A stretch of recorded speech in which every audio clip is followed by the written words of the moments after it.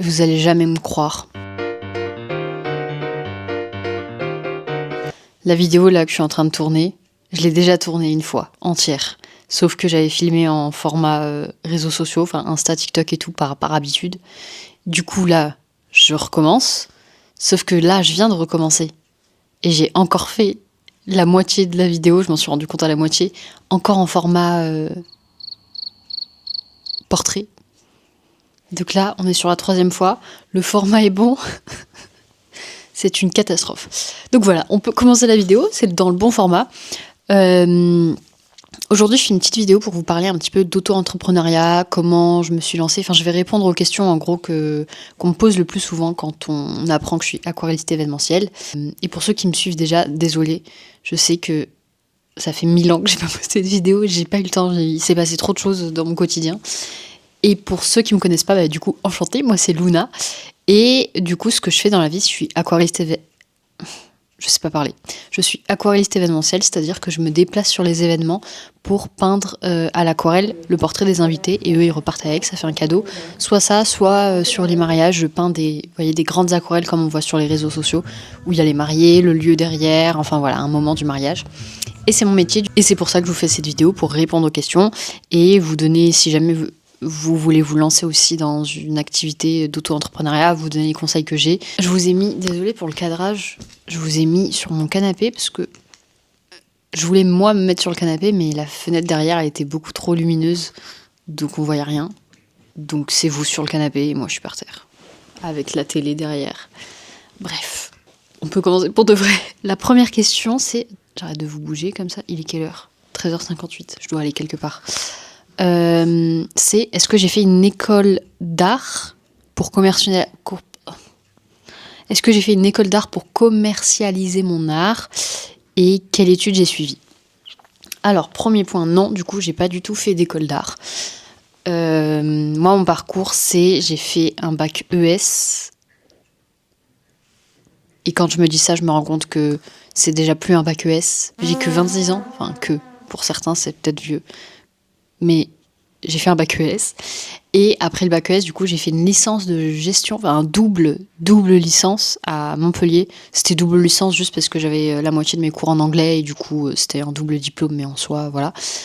Et donc, licence de gestion, c'est un peu la suite logique de ES.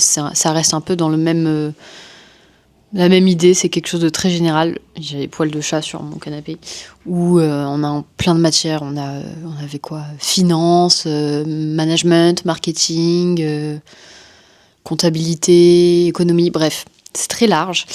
Et en 3e année de licence, je me suis spécialisée, j'ai pris une option pour me spécialiser en marketing communication et je suis partie faire un Erasmus à Birmingham, en Angleterre. Après ça, j'ai fait un master à Orléans, master marketing et marketing du produit et solutions innovantes. Comme vous voyez, je suis pas du tout là-dedans du coup. Et en dernière année de master, je l'ai fait en alternance, donc j'étais chargée de communication et je suis restée chargée de communication encore 2 ans après mon alternance. Et me voici donc aujourd'hui aquarelliste à mon compte. Si. Comme quoi, vous n'avez pas besoin de faire des études Si là, actuellement, vous êtes dans une situation où vous êtes dans des études ou dans un métier et que vous voulez vous lancer dans quelque chose de complètement différent, l'un n'empêche pas l'autre, quoi. Deuxième question qu'on me pose souvent, c'est est-ce que j'ai pris des cours et depuis quand je dessine ? Du coup, non, j'ai jamais pris de cours, donc déjà comme vous l'avez compris, mes études avaient rien à voir avec l'art. Je regarde en l'air, j'ai l'air folle, j'ai cru qu'il y avait mon chat, mais non. Donc oui, mes études n'avaient rien à voir avec l'art et j'ai jamais pris de cours, ni de dessin, ni de peinture, rien. J'ai tout appris toute seule avec des tutos YouTube et de la pratique, il n'y a pas de secret. Et depuis quand je dessine ? Alors comme beaucoup, je dessinais beaucoup en primaire, puis j'ai arrêté au collège avec la période de l'adolescence, où je pense qu'on est beaucoup à lâcher notre passion à ce moment-là. Et j'ai repris en master en 2021. Donc il y a 5 ans. Et du coup, c'est à ce moment-là que j'ai commencé l'aquarelle. J'avais jamais essayé l'aquarelle. Et donc voilà, j'ai commencé l'aquarelle. C'était grâce à Laura Travel Book, pour ceux qui connaissent. Et aujourd'hui, j'en suis là. C'est mon métier. Après, Ouais, là, on rentre dans les questions un peu plus auto-entrepreneuriat qui peuvent du coup répondre à des questions que vous posez qui sont différentes du domaine de l'art possiblement. C'est la question d'après, c'est est-ce que c'est mon métier à temps plein ou est-ce que je fais autre chose à côté? C'est mon métier à temps plein, du coup, depuis un an et 2 mois, exactement. Donc je fais rien d'autre à côté. Mais au début, quand j'ai commencé ça, j'ai gardé mon travail, mon poste de chargée de communication et je l'ai fait en parallèle pendant un petit moment. Mais aujourd'hui, je fais que ça. La question d'après, c'est comment est-ce que je me suis lancée dedans et est-ce que j'ai gardé un travail à côté au début? Ouais, voilà, j'ai répondu un peu du coup. Donc comment je me suis lancée dedans? Donc j'étais chargée de communication, comme je vous l'ai déjà dit, et, et je pense que c'est beaucoup grâce aux réseaux sociaux et toutes les success stories qu'on peut lire. Enfin, je pense honnêtement que j'étais un peu des loulous, des loulous, délusionnelle, comme on dit quoi. Et que du coup, bah, mine de rien, du coup, ça m'a aidé à me projeter. Et ouais, en fait, je voyais beaucoup de personnes qui disaient, bah voilà, qu'elles se sont lancées à leur compte, qu'elles sont mieux aujourd'hui, etc. Et donc, pour commencer à mettre un pied là-dedans, en fait, moi, je faisais mes peintures pour le plaisir chez moi et j'ai commencé à faire des reproductions de mes aquarelles et j'ai ouvert une boutique en ligne sur Etsy, si jamais vous connaissez. Voilà, si vous connaissez pas, c'est un site enfin c'est toujours, mais aujourd'hui il y a plus de tout et n'importe quoi. Mais à la base c'était un site marchand où chaque créateur pouvait s'inscrire et avoir une vitrine sur le site. Ça regroupait plein de petits créateurs en gros. Ça regroupe toujours plein de petits créateurs, mais aussi des marques genre Shein, certainement, qui revendent sur Etsy. Bref, donc j'ai commencé comme ça, en vendant des reproductions de mes aquarelles, et c'est pour ça que à ce moment-là, j'avais gardé en même temps mon poste de chargée de communication, et je me suis vite rendu compte que de toute façon, j'allais pas pouvoir vivre de l'illustration de cette façon-là. Et donc là, on est en 2024 dans ce que je vous raconte. Et en septembre 2024, j'ai quelqu'un qui me contacte justement sur Etsy, donc au moins ça m'aura servi à ça, pour me dire que voilà, c'était une future mariée, donc qu'elle se marie. Enfin non, c'était en septembre son mariage, donc elle m'a contacté pendant l'été certainement.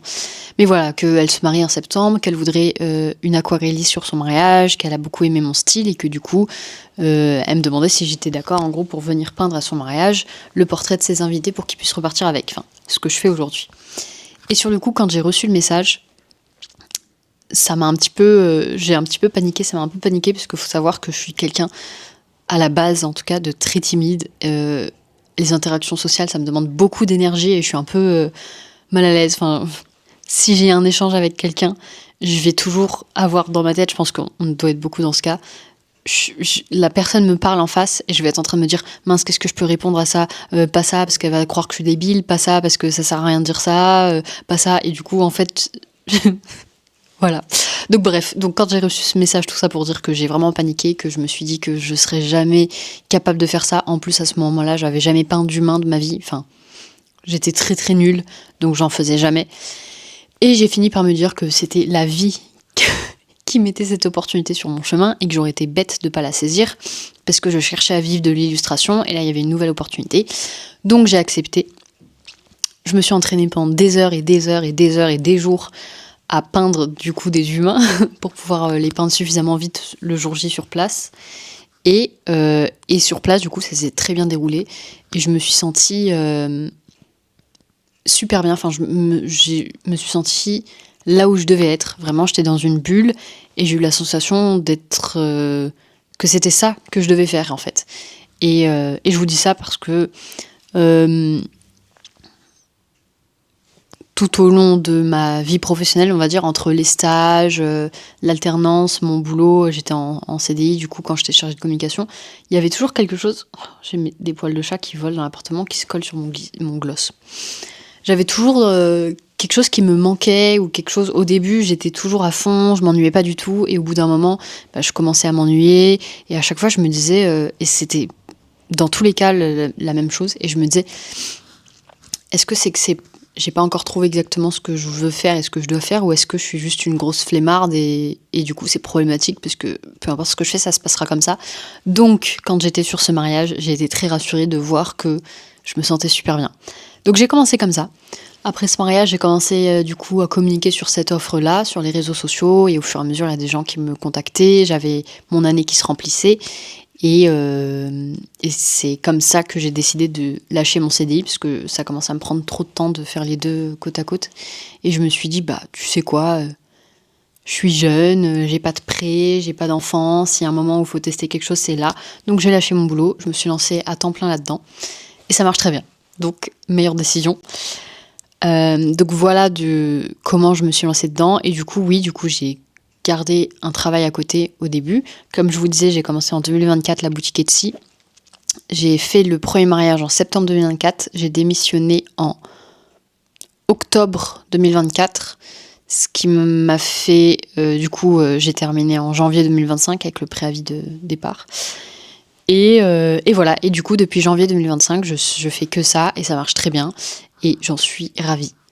La question d'après, c'est depuis combien de temps je me suis lancée et combien de temps ça m'a pris pour en vivre. Depuis combien de temps je me suis lancée, je viens de répondre, je pense. Et combien de temps ça m'a pris pour en vivre. En fait, déjà, l'avantage, moi, avec ce travail, c'est que j'ai une vision plutôt claire sur mon année. C'est-à-dire que là, on est début mars 2026. Je sais déjà à peu près combien je vais gagner sur l'année 2026. Du coup, ça peut faire que monter, donc j'ai mon minimum, on va dire. Parce que les événements sur lesquels je pense, c'est souvent des mariages. Les mariages, c'est toujours organisé très à l'avance, c'est une organisation, donc les gens me contactent très à l'avance, donc mon année se remplit très à l'avance. Et donc, j'ai la vision claire sur ce que je vais gagner. Et donc, combien de temps ça m'a mis pour en vivre ? Donc, quand j'ai démissionné, en octobre 2024, j'avais 5 ou 6 mariages prévus sur l'année 2025. Comme vous vous doutez, les mariages, c'est saisonnier, donc on va dire que de mai à septembre, mon année, elle est pleine, mais après, le reste, c'est un peu creux, donc il faut combler. Et donc, janvier, février, j'ai dû prendre un peu sur mon livret A, mais je savais. Et puis à partir d'avril, j'ai plus eu besoin de rien sortir de mes économies et j'ai pu en vivre correctement, du coup, à partir du mois d'avril 2025. Donc, on va dire que ça m'a pris... 3-4 mois, mais en fait, si on compte l'année 2024, à partir du moment où j'ai commencé à communiquer sur cette offre, entre ce moment-là et le moment où j'ai commencé à en vivre, du coup, là, on est plus sur du 6 mois. On est plus sur du 6 mois, 6 mois et demi, quelque chose comme ça, ouais. Donc, je dirais en gros 6 mois, à peu près, le temps que l'activité se lance. La question suivante, c'est comment je trouve mes clients. Alors ça, c'est vraiment la question qu'on me pose tout le temps. Quand je dis que je suis à mon compte, on me dit mais comment tu trouves tes clients, surtout que du coup c'est niche. Les réseaux sociaux. Vraiment, les réseaux sociaux, franchement, je dois avoir 80% de mes clients qui me trouvent sur les réseaux sociaux. Donc beaucoup Instagram, principalement Instagram. Ensuite TikTok. Et voilà. Après, j'ai pas trop d'autres demandes sur les autres. Donc beaucoup les réseaux sociaux. J'ai un site web, donc le reste, c'est énormément le site web aussi. Enfin, les 20% restants, quoi. Bon, allez, 19% restants. Et le 1% restant, on va dire, je suis sur une plateforme qui s'appelle mariage.net. Vous connaissez certainement, ça répertorie... vous connaissez certainement si vous êtes en train d'organiser un mariage ou que vous êtes prestataire mariage. Mais du coup, c'est une plateforme qui répertorie plein de différents prestataires et de lieux. Et du coup, les mariés, ils font leurs recherches sur ce site. Et du coup, j'ai quelques clients qui viennent de mariage.net. Mais ouais, globalement, les réseaux sociaux. Mais c'est du boulot. Il faut être régulier. Par exemple, je poste 3 fois par semaine sur Instagram, et si par malheur pendant 1 ou 2 semaines je poste 2 ou 1 fois, enfin que je perds un peu mon rythme, directement je peux vous dire qu'on voit directement la différence, hein. Il y a moins de... Au niveau des statistiques, j'ai moins de monde qui arrive et j'ai beaucoup moins de demandes aussi dans mes messages. Donc voilà, les réseaux sociaux, mais ça vient pas du ciel, quoi. La question suivante, c'est quels sont les avantages et les inconvénients d'être à son compte ? C'est une bonne question parce que souvent je pense que c'est un petit peu trop romantisé d'être auto-entrepreneur et on parle que des avantages et on parle pas des inconvénients. Et du coup, les personnes qui se lancent en ayant en tête que les avantages, on peut vite tomber de haut parce qu'on s'attend pas, on n'a pas pensé aux inconvénients et ils sont quand même bien là. Mais je vais commencer par les avantages. Attendez, je change de position. Bah vous, ça va rien changer pour vous. Donc déjà, le premier avantage, je pense, auquel on pense quand on pense je sais pas parler auto-entrepreneuriat, c'est la flexibilité. Parce que du coup, oui, tu t'organises ta journée comme tu veux, quoi. Donc c'est super pratique, par exemple, pour tout ce qui est rendez-vous médicaux, aller chez le coiffeur, aller poster un truc alors que la poste, elle ferme à midi. Enfin bref. Les livraisons, si tu te fais livrer un gros truc, faut être là. Bref, tout ce qui est organisation de la vie et du quotidien, bah du coup, c'est beaucoup plus flexible et tu peux faire en sorte d'arranger ton quotidien pour pouvoir t'organiser correctement à ce niveau-là. Donc ça, c'est chouette. Je pense aussi quand t'as des enfants, moi, c'est pas mon cas, mais quand t'as des enfants et que t'es auto-entrepreneur, tu peux t'organiser pour aller les chercher, les emmener à l'école, passer des moments avec eux quand ils sont là. Donc bref, flexibilité, en tout cas, ça, c'est un gros avantage. Un autre avantage, c'est ça peut rentrer dans flexibilité, mais c'est le temps. En fait, on gagne beaucoup de temps parce que généralement, tu travailles chez toi, à moins que tu loues un bureau pour que tu fasses le trajet tous les jours. Mais le plus souvent, je pense que les gens travaillent chez eux. Donc, tu gagnes le temps du trajet le matin. Tu te prépares. Enfin, moi, je me prépare en 10 minutes. Parfois, c'est pas bien, mais ça m'arrive de déjeuner en même temps que je travaille. Ça, faut pas le faire. Mais voilà. Enfin, bref. Globalement, t'as pas ton trajet aller, t'as pas ton trajet retour. Voilà, quoi. Tu gagnes du temps de vie, du temps de sommeil, du temps de ce que tu veux. Et du coup, tu peux aussi te mettre dans les conditions que tu veux pour travailler le plus efficacement. Enfin, je sais que en fait, ouais, ça rentre dans organisation et flexibilité. Mais si tu veux travailler à 3h du mat, si tu veux travailler à 22h, tu travailles à 3h, tu travailles à 22h. Si tu veux aller te promener à 14h, tu vas te promener à 14h. Bref, tu t'organises comme tu veux. Et même, du coup, tu peux travailler d'où tu veux. Si tu veux travailler dans ton lit en pyjama, allongé par terre et tout. Enfin, ce qui est le plus confortable pour toi. Et ouais, ça peut être bête, mais tu t'installes comme tu veux, quoi. Tu t'installes comme tu veux, parce que moi, je sais que quand j'étais chargée de communication, du coup, j'étais dans un bureau avec d'autres personnes qui étaient très adultes. Enfin, très adultes, j'étais adulte aussi. Mais du coup, j'avais 21, 22, 23. Non. J'ai travaillé de quel âge à quel âge là-bas 22 à 25 21 à 24 Bref, dans ces eaux-là. Et moi, pour le coup, ça m'aide énormément de m'asseoir en tailleur pour rester concentrée plus longtemps. Sauf que ça paraît bête, hein, c'est un tout petit truc, c'est pas très grave, mais tu t'assois en tailleur c'était une grande entreprise, hyper corporate et tout. Bah, ça fait tâche, mine de rien. C'est bête, hein, c'est bête. Et bon, je m'assieds quand même en tailleur, hein, mais on m'a jamais rien dit. Donc là, voilà, il n'y a plus tous ces soucis il y a plus tous ces soucis. Tu fais ce que tu veux. Un autre avantage pour moi d'être à son compte, d'être auto-entrepreneur, c'est que t'es obligé de t'instruire, t'es obligé d'apprendre des nouvelles compétences. Tu vois, tu dois faire ta communication, tu dois faire ta compta, tu dois être aussi vendeur. Enfin voilà, je sais que moi je me suis formée un peu sur la vente pour le coup. Donc t'es obligé d'acquérir des nouvelles compétences si tu veux gérer ton entreprise, parce que y a que toi. Donc c'est hyper important si tu veux avoir du succès dans ce que tu fais. Et du coup, je le mets dans avantage, en fait, parce que déjà, de 1, c'est hyper enrichissant pour toi de savoir faire ça. C'est hyper enrichissant, même si un jour tu veux plus être à ton compte et tu veux redevenir salarié, bah, c'est quand même des cordes de plus à ton arc. Et globalement, même pour le cerveau, c'est hyper intéressant et c'est hyper bien parce que bon, ça va, j'ai de la marge, mais par exemple, la démence, c'est quand on vieillit, une bonne partie de... Enfin, c'est pas 100%, voilà, mais il y a des petits moyens de retarder, on va dire, la démence, si jamais. Et ben, ça passe beaucoup par les nouvelles connexions qui se font entre les neurones. Et une façon de faire des nouvelles connexions, c'est apprendre des nouvelles choses. Donc ça peut être n'importe quoi, hein. Ça peut être apprendre un nouveau jeu de société, découvrir un nouvel animal, apprendre une langue, enfin bref, n'importe quoi. Et donc là, pour le coup, c'est des compétences. Donc ça participe à garder le cerveau jeune. Il y a encore du délai, mais voilà. Enfin, je trouve les avantages que je peux voilà, je trouve que apprendre des nouvelles compétences sur plein de plans, c'est bénéfique. Voilà. Et il me reste 2 avantages, je pense, que j'ai en tête. Le premier, c'est les congés, parce que du coup, tu pars en vacances quand tu veux. T'as aucun collègue avec qui tu dois voir le planning pour se répartir et qu'il y ait toujours quelqu'un là. Enfin bref, si tu veux prendre au milieu du mois de juillet, tu prends au milieu du mois de juillet. Si tu veux prendre début octobre, tu prends début octobre. Bref, tu t'organises comme tu veux aussi pour les vacances.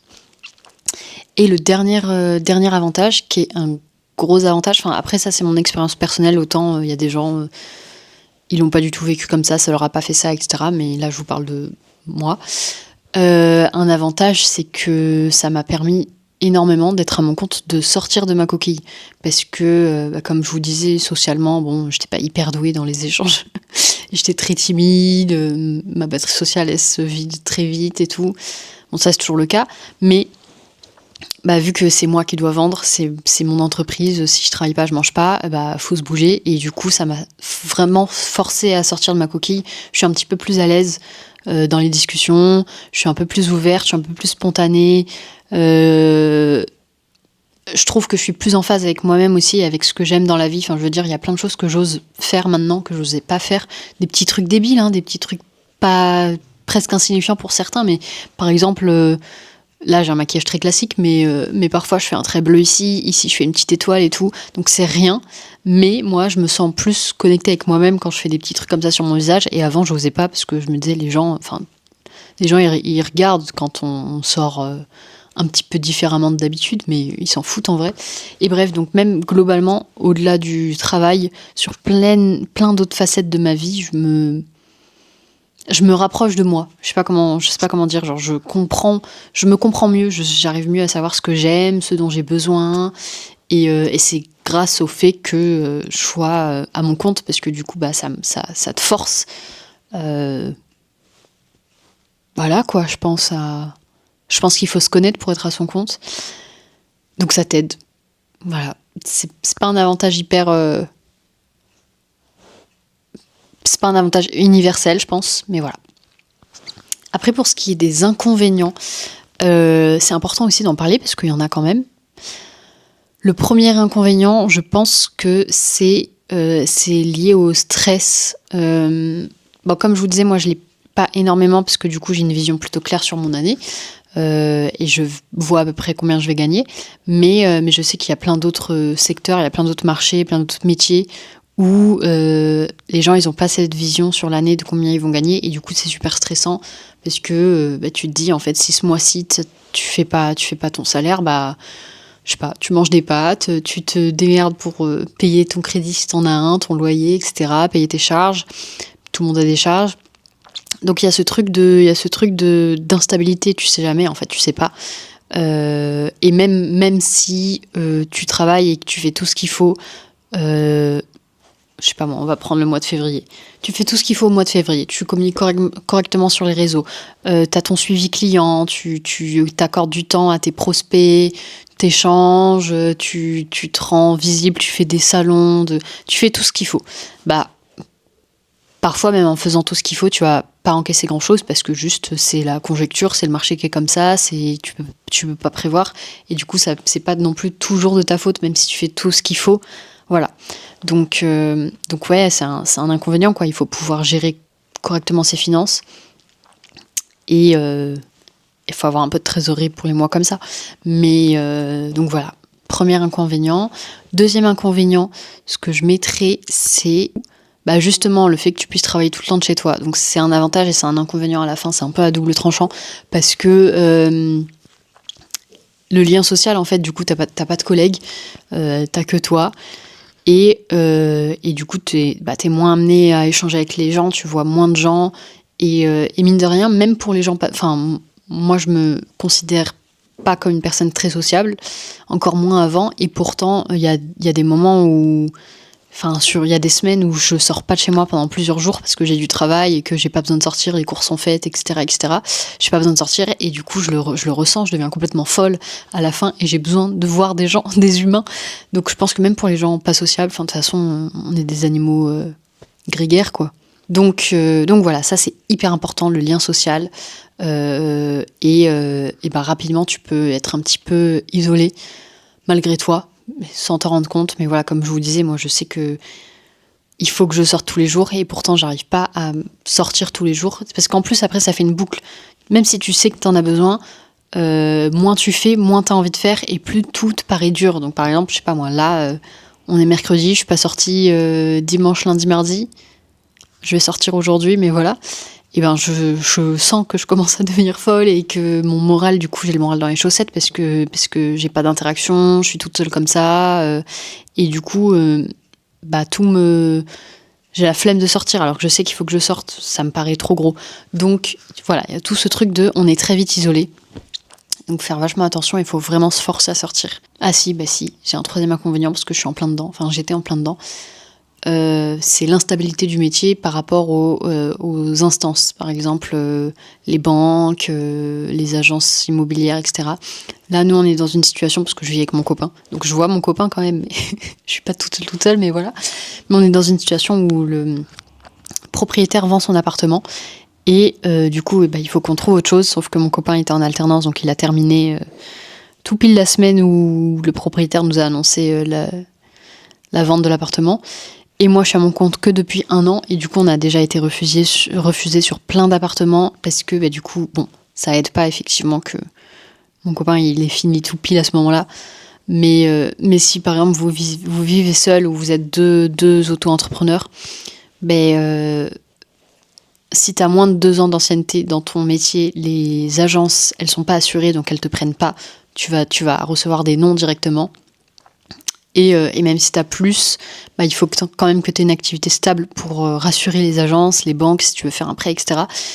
Donc tout est un petit peu moins accessible, on va dire. Tout est un petit peu plus difficile quand tu es à ton compte parce que il y a vraiment cette image qui colle à la peau des auto-entrepreneurs, de l'instabilité, de autant pendant 3 mois tu gagnes rien.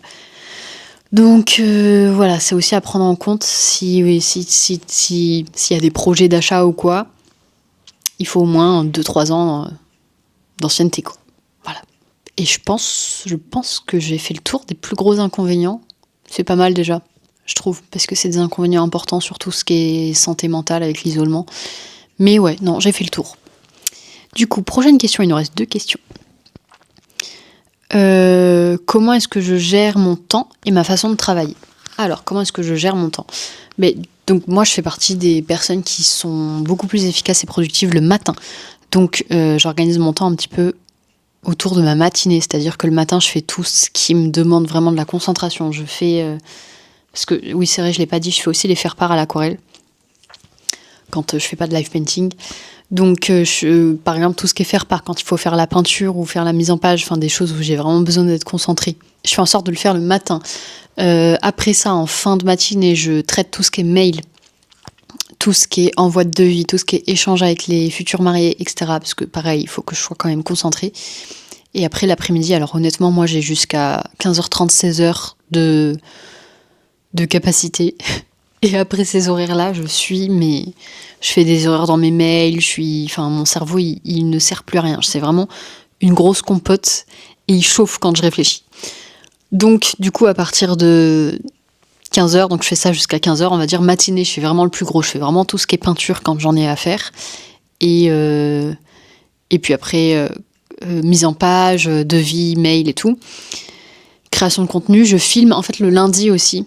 Attendez, je finis ma journée et après je fais la semaine. Ça y est, je m'éparpille. Et donc à partir de 15h30, parce que j'arrête pas de travailler à 15h30 quand même, ça m'arrive, hein, c'est ça aussi, ça fait partie de la flexibilité. Mais à partir de 15h30, vu que j'ai plus trop de cerveau disponible, je fais tout ce qui est montage du coup de mes contenus sur les réseaux, parce que pour le coup ça me demande pas énormément d'efforts, c'est juste je prends la vidéo, je coupe ce que je veux, je coupe ce que je veux pas, je les mets bout à bout, bref, je fais du montage quoi. Donc je fais ça l'après-midi et après dans ma semaine, le lundi quand je commence ma semaine, je fais en sorte de filmer tout mon contenu de la semaine et je fais le montage, je sais pas, le mardi. Et puis après, voilà, les autres jours, c'est tout ce que je vous ai déjà dit, tout ce qui est faire part, devis, tout ça quoi. Donc voilà, pour cette question.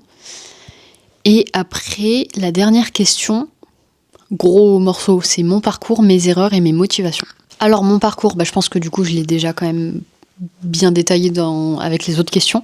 Mes erreurs, je pense qu'on fait tous et toutes la même erreur de se sous-tarifer au début, de vraiment quand on calcule les prix qu'on doit fixer, c'est difficile au début, hein. Et je pense qu'il y a aussi beaucoup le syndrome de l'imposteur. Du coup, on a toujours tendance à mettre des prix plus bas que ce qu'on vaut vraiment. Et moi, j'ai discuté avec beaucoup d'autres aquarellistes et on a toutes fait la même chose. Donc, ma plus grosse erreur, je pense, c'est vraiment au début de pas avoir fixé le bon prix tout de suite. Et aussi en termes d'organisation au niveau du calendrier. Donc, comme je vous disais, moi, c'est les mariages, donc les gens me contactent bien à l'avance. En 2025, j'ai pris des réservations pour tout 2026 et pour 2027. Alors que là, on est en 2026 et du coup, j'ai changé ma façon de faire. C'est-à-dire que les réservations 2027, je ne les prends pas avant septembre 2026. Comme ça, j'organise aussi moi mon année sur le plan perso. Et donc en 2025, j'ai pas fait ça. Ce qui fait que là, pour 2026, alors que j'ai augmenté mes tarifs, j'ai pas mal de mariages qui sont prévus avec mes tout premiers prix de 2025 et des devis signés, etc. Donc voilà, c'est le jeu. Donc là, ça mélange l'erreur de pas bien organiser son temps au niveau du calendrier et les prix, de se sous-tarifer, quoi. Et je pense une autre erreur aussi, et je pense que je vais la faire aussi cette année, vu comment je suis partie, c'est de trop se surcharger de travail. Allez, c'est hyper important de garder une charge de travail raisonnable, parce que du coup, quand tu es à ton compte, tu travailles pour toi, donc t'en fais vite trop. Et l'été dernier, à la fin de ma saison de mariage, après c'est intense, c'est très saisonnier, etc. Mais j'en pouvais plus. Donc voilà. Et mes motivations, alors déjà il y a tout ce que je vous disais du fait que j'ai jamais eu l'impression d'être vraiment à ma place dans les autres travails que j'ai pu faire avant. Et là je sais que je suis à ma place. Et il y a aussi ce truc de rendre l'art accessible, pas forcément au niveau tarifaire, mais plus au niveau visuel. Enfin, je veux dire, l'intégrer un peu plus dans notre quotidien. Par exemple, là, sur les mariages, ça reste de l'art. Je peins les invités en direct à l'aquarelle, ils repartent avec. C'est un cadeau qui a du sens. C'est vraiment une artiste qui l'a fait pour toi, devant toi. Et je trouve que c'est génial, du coup, parce que de toute façon, les réactions à chaque fois sur les événements, les gens, ils sont émerveillés, quoi. Ils ont des étoiles plein les yeux. Et du coup, de rendre l'art, de lui donner une place vraiment, que ce soit dans le quotidien ou que ce soit sur les événements comme ça, je trouve que c'est hyper important parce que c'est culturel aussi, enfin, ça fait partie de la culture. Et c'est trop rangé dans une case d'élite, je pense, l'art. En tout cas, l'art, il y a plein de formes d'art différentes, mais tout ce qui est peinture, on va dire. Il y a beaucoup de personnes qui s'intéressent pas forcément aux peintures, aux artistes peintres, etc. parce que ça fait tout de suite très guindé, alors que ça devrait être beaucoup plus accessible. Et ça y participe, ça, de professionnaliser un petit peu un métier de l'art. Donc voilà, ça c'est une grosse de mes motivations aussi. Et puis comme je vous disais, il y a les réactions des invités et les réactions des mariés, où je sais que pour eux ça a un gros impact en fait. Donc voilà, j'adore ce que je fais. Coucou, on est un autre jour, dans un autre angle. J'ai perdu mon micro. En fait, c'était juste pour vous dire... j'ai perdu mon micro, donc c'est le son de la caméra. C'était juste pour vous dire bisous. Parce que j'ai oublié de conclure la vidéo. J'espère que ça vous aura plu, que ça vous aura apporté des réponses. Et n'hésite pas à t'abonner si tu veux soit d'autres questions-réponses ou juste découvrir ma vie quotidienne d'aquarelliste. Salut, bisous!